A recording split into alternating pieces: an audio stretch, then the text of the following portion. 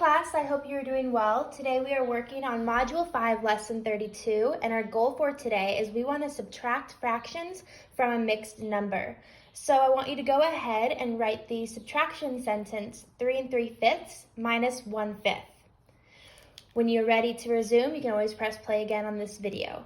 Our first method that we are going to be using is a number line. So again, like our addition equations, there are going to be three ways that we can solve it. We can use number lines, we can use the arrow method, and we can also use standard algorithm. We're going to first start by using the number line. So go ahead and we are going to write our whole numbers from 5, 3, and 4. So 5 being our greatest. From 2 to 4. We want our whole number of 3 to be right in the middle because that is the whole number that we know we're starting with. So we want to find out what we need to break down our number line into. Well, I want you to look at our population of this fraction and our mixed number and fraction and see what might we want to break our number line into based off of that population. Good, well you may notice that our population is 5. So we know that we want to break apart into 5 pieces or fifths. So 1/5, 2/5, 3/5, 4/5, and then we know 5/5, 1/5, 2/5, 3/5, 4/5, 5/5. So now that we have that, we want to locate our first mixed number of 3 3/5. Let's go, we know we have at least 3 wholes, and now we can count over by 3. 1/5, 2/5, 3/5. So I'm going to put a big red dot on that 3 3/5 mark. Now we're able to see what we are subtracting with. Well, I can see that we're subtracting with 1/5. So I'm going to move over a fifth. Move back a fifth because I know I'm subtracting that fifth. Leaving us, and I'm going to make this a hollow red mark to show the difference, on the 3 2/5 mark, showing us on the number line that 3 3/5 minus 1/5 is going to give us 3 2/5. Now for our second question, we are also going to be working with the number line method. I want you to take a moment and write this subtraction sentence. 6 1/4 minus 3/4. 6 1/4 minus 3/4. When you have that ready, you can write your number line from whole numbers 5, 6, and all the way to 7. When you are writing this down, I want you to be thinking of how many pieces or how many parts will you want to break apart your number line into, based off of the population that we are given. Always pause this video when you are writing this down and join back in when you're ready. So since our population is 4, we know that we're going to be breaking apart our number line into fourths. So let's do that. 1/4, 2/4, 3/4, 4/4, 1/4, 2/4, 3/4, and then 4/4. Remember, that line counts as 4 over 4, which counts as the next whole number. Now that we have our number line broken apart into fourths, we are able to locate 6 1/4. So locate our whole number of 6, and since we have 1/4, we're only moving over 1 part, or 1/4. So let's now put a big red dot on the 6 1/4 mark. We have our starting point, and now we are able to subtract the 3/4 from that. So what we are going to do is we are going to use our arrows to show that we are moving 3/4 back. 1/4, 2/4, and 3/4, landing on, which I'm going to make a hollow dot, landing on this part of our number line.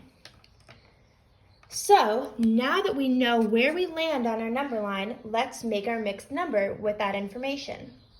We have at least 5 wholes, and we have 1/4, 2/4 of a fraction above the 5 mark, showing us that 6 1/4 minus 3/4 is equal to 5 2/4. So the next method we are going to use, we are going to incorporate the arrow method with a number line. So I want you to take a moment and write down the subtraction sentence 3 2/5 minus 4/5. And our goal for this arrow method is we want to decompose the 4/5 into two parts and just make a whole number with our right or our left side of the mixed number. So what we want to do is we want to subtract something with 2/5 in order to make it the whole number of 3. So what might I want to subtract with 2/5 in order to make the whole number of 3? Well, I see that I have 2 out of the 5 parts here and taken apart. So I'm going to actually subtract 2 out of the 5 parts from my 4/5. Because when I subtract 2 minus 2, I am left with the whole number, giving me the whole number of 3. So now that I have that whole number, I am able to use the remainder, which is 2/5, and make a new subtraction sentence with that. Our new subtraction sentence is going to be 3 minus 2/5. And this is where you can visualize it mentally, or you can use a number line to show your work. We are going to use a number line in this case to prove and show that we are able to get a subtraction sentence to get a difference with this new sentence, 3 minus 2/5. So what I want us to do is make a number line. 3 is always going to be in the middle, so we're going to have the whole number 3, 4, and 2. 2, 3, 4. Since our population is 5, we know that we're breaking apart our number line into fifths. 1, 2, 3, 4, 5. 1, 2, 3, 4, and 5. Now we want to locate exactly where we start with this whole number. Well, our first whole number is 3, so we're going to put a big dot on the 3. I am subtracting 2 out of the 5 parts, or 2/5. So what I'm going to do is I'm going to draw an arrow, 1, 2, to represent that I'm going back 2/5.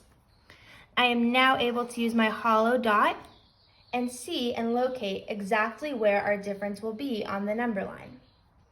We are given 2 3/5, meaning that the difference of 3 minus 2/5, or 3 2/5 minus 4/5, is equal to 2 3/5.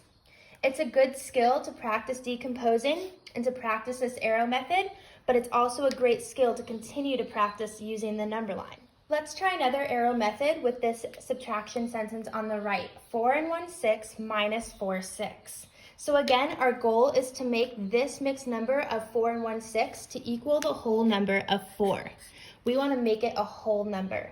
So we have to borrow something from the 4/6 in order to subtract it with our 1/6.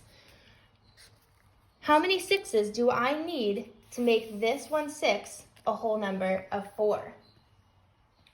Well, 1 minus 1 will give us the whole number of 4, so I know I'm going to be taking 1/6 away from the 4 and 1/6. That will give us a whole number of 4. I now have the remainder. When I take 1/6 away from 4/6, I have the remainder of 3/6. So I'm able to take these two pieces and make a subtraction sentence. 4 minus 3/6. Again, we are going to show this in a number line, so we're able to prove and visually represent this subtraction sentence. So let's make our 5 holes, 4 holes, and 3 holes. We begin on the 4. So let's first start by making our dot on the 4 holes. And then we know that our population is 6, so we're going to break apart our number line into 6s. 1 6 2 6 3 6, 4 6 5 6 6 6, 1 6 2 6 3 6, 4 6 5 6, and then 6 6s. We are subtracting 3 6s, so we know we're going to be moving over from our whole number of 4 3 times. Let's use our arrows to represent that. 1 6, 2 6, and 3 6. I'm going to put a hollow dot on where we land. we land on the 3 wholes and 3/6 mark, showing me that 4 minus 3/6, or 4 and 1/6 minus 4/6, gives us the difference of 3 and 3/6. Let's try using another arrow method and number line to subtract the mixed number 3 and 2/6 minus 4/6. When you're ready, let's begin. We know we want to make this 3 and 2/6 the whole number of 3 because we want to make a whole number on one side and subtract it with the remaining fraction. What do I have to subtract with 2/6 in order to get back to that whole number of 3? Well, I know that the parts taken are 2, and I know that 2 minus 2 will get us back to that whole number of 3, so I'm going to be subtracting and taking away 2/6 from the 4/6. When I take away 2/6 from the 4/6, I have left over the whole number of 3 on our left side. But what do I have left over when it comes to our fraction? Well, 4/6 minus 2/6 gives us the leftover, or the remainder, of 2/6. So now we're able to rewrite our subtraction sentence. 3 wholes minus 2/6. We're going to visually represent this in a number line. We have the whole number of 4, whole number of 3, and whole number of 2. We know that we are breaking apart our number line into 6s because that is our population. So go ahead and do that. 1, 2, 3, 4, 5, 6. 1, 2, 3, 4, 5, and 6. We are beginning, and we're going to make a solid dot on the 3 wholes because that is the whole number that we are starting with. We are subtracting 2 out of the 6 parts, so we're subtracting 2 6s. Let's use arrows to represent how far we're going back and where we will land. 1 6 and 2 6, giving us 2 and 4 6s, showing us that 3 and 2/6 minus 4 6s is equal to 2 and 4/6.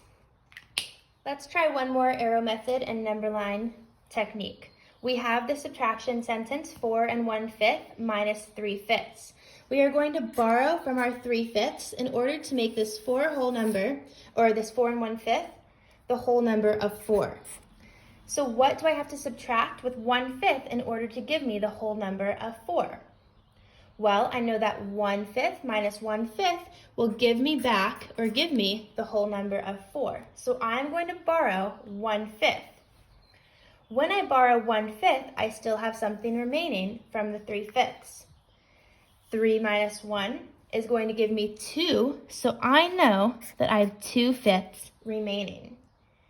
Now, you may know the next step. You can get to the next step of rewriting our subtraction sentence, 4 minus 2/5. Let's visually represent this on our number line in order to show what the difference of this subtraction sentence will be. We are going to have the whole number of 5, 4, and 3. We know that since our population is 5, we are going to start or break apart our number line into fifths. 1, 2, 3, 4, 5. 1, 2, 3, 4, and 5. The whole number that we begin with is 4. So let's make a big dot on that 4. Since we are moving over 2/5, we can use arrows to show where we will land when we subtract. 1/5 and 2/5. Put a hollow dot where we land, and now you can match that up with your whole number. We have 3 and 3/5, showing us that when we subtract 4 minus 2/5, or 4 and 1/5 minus 3/5, we are given 3 and 3/5. It is always great to keep practicing both of these methods when it comes to arrow method and number line, or even using standard algorithm and previous knowledge to subtract these sentences and mix numbers from fractions. But I want you to always work on practicing new methods and being comfortable and working on methods that you can also. 3/5 gives us 3 and 3/5. I want you to continue to practice using both of these methods in order to show your work today and find out which one you might feel more comfortable with and which one you can also work on building your skills on. Have fun doing your work for Module 5, Lesson 32, and I look forward to our Zoom meetings. Bye-bye.